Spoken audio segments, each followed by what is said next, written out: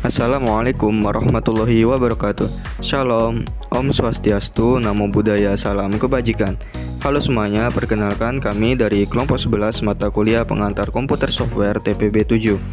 Pada video kali ini kami akan menjelaskan mengenai project based learning kami dengan judul simulator rangkaian listrik sederhana menggunakan bahasa pemrograman C++.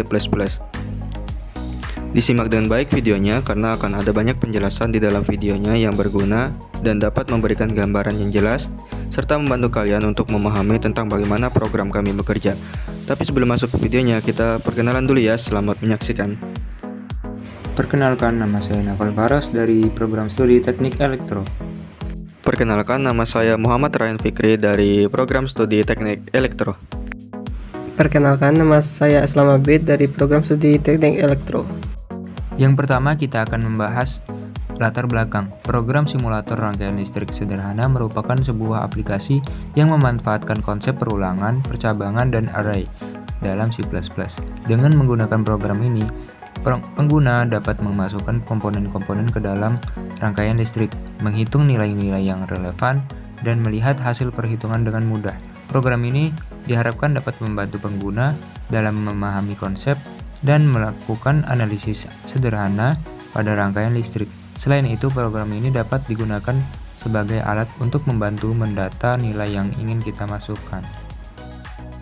Tujuan dari program yang kami buat, yang pertama, membantu pengguna dalam memasukkan dan mengelola data komponen dalam rangkaian listrik.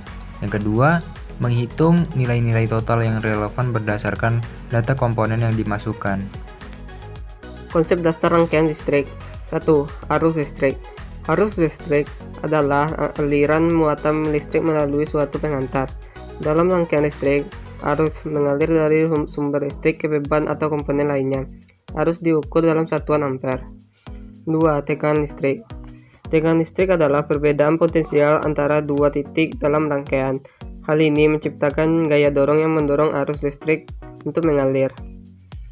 Tegangan diukur dalam satuan volt. 3. Resistansi. Resistansi adalah hambatan terhadap aliran arus dalam suatu pengantar. Setiap komponen dalam rangkaian listrik memiliki resistansi tertentu. Resistansi diukur dalam satuan ohm. 4. Hukum Ohm. Hukum Ohm menyatakan bahwa arus yang mengalir melalui suatu pengantar sebanding dengan tegangan yang diterapkan padanya, dan sebaliknya, sebanding dengan resistansi pengantar tersebut.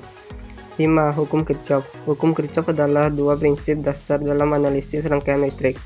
Hukum Kirchhoff pertama atau hukum arus Kirchhoff menyatakan bahwa jumlah arus yang masuk ke simpul suatu rangkaian harus sama dengan jumlah arus yang keluar dari simpul tersebut.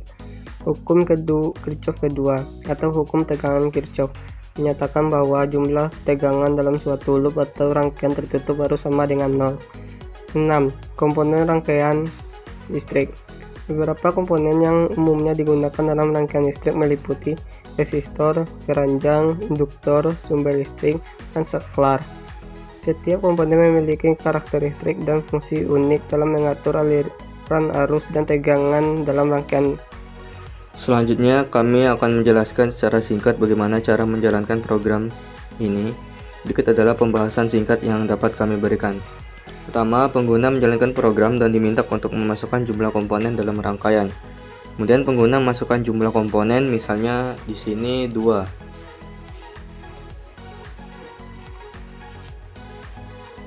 Kemudian program meminta pengguna untuk memasukkan nama dan nilai komponen secara berurutan. Kita masukkan nama dan nilai komponennya. Misalnya untuk nama komponen yang pertama yaitu resistor.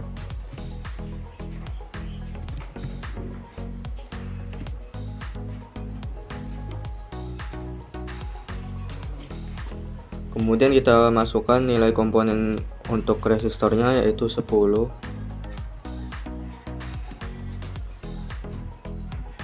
Selanjutnya kita masuk untuk nama komponen kedua yaitu misalnya kapasitor.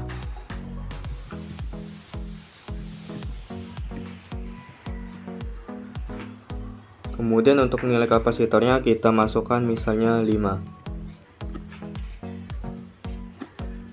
Kemudian program akan menampilkan data komponen yang dimasukkan oleh pengguna.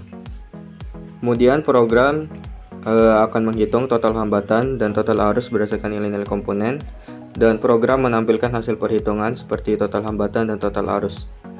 Kemudian pengguna dapat melihat hasil perhitungan dan memulai simulasi rangkaian listrik lainnya. Selanjutnya, program akan meminta kepada pengguna untuk mengulangi program atau tidak. Jika pengguna memilih iya, maka program akan kembali ke awal. Namun jika pengguna memilih no, maka program akan berhenti. Misalnya ini kita masukkan ya, maka program akan mengulang ke awal. Mungkin hanya segitu untuk penjelasan atau pembahasan singkat mengenai bagaimana cara menjalankan program yang kami buat. Terima kasih. Selanjutnya masuk ke bagian penjelasan kode program. Jadi pada baris pertama itu ada library IOStream yang digunakan untuk mengakses input-output stream di C++. Kemudian pada baris kedua, gunakan directive using namespace std untuk menghindari pengulangan penulisan std sebelum setiap fungsi atau objek dari library std. Selanjutnya untuk baris ke-4 hingga 11, deklarasi variabel dan array yang digunakan dalam program. Max component adalah konstanta yang menentukan batas maksimal komponen dalam rangkaian. Kemudian untuk baris 13 sampai 24 menggunakan perulangan for untuk meminta pengguna memasukkan nama dan nilai-nilai komponen sebanyak komponen count kali.